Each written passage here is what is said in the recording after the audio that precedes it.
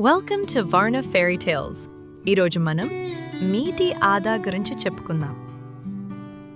ఒకప్పుడు పచ్చని పంటలతో కలకలలాడిన ఈ భూమి ఇప్పుడు నీటి చుక్క కోసం తాతాలాడుతోంది.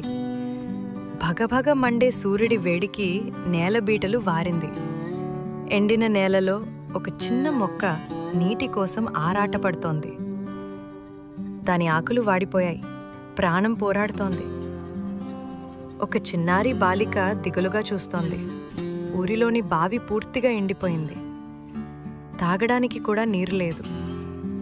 ఊరి ప్రజలందరూ నీటి కొరత గురించి ఆందోళనగా మాట్లాడుకుంటున్నారు. ఏం చేయాలో ఎవరికీ పాలుపోవటం లేదు. అప్పుడు ఊరిలోని పెద్దలు నీటిని ఒడిసిపట్టే మార్గాలను చూపించారు.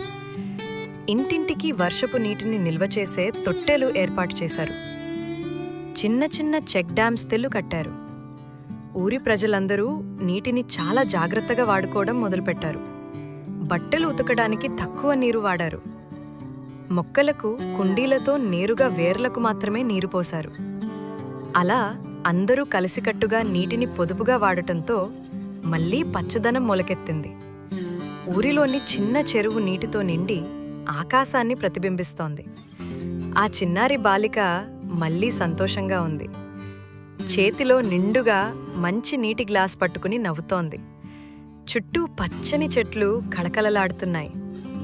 ఈ కథ యొక్క నీతి ఏమిటంటే, నీటిని ఆదా చేయండి, అది మిమ్మల్ని ఆదా చేస్తుంది. నీరు లేనిదే జీవం లేదు. మనం నీటిని జాగ్రత్తగా వాడుకుంటే అది మన భవిష్యత్తును కాపాడుతుంది. ప్రతి చుక్క నీరు విలువైనది.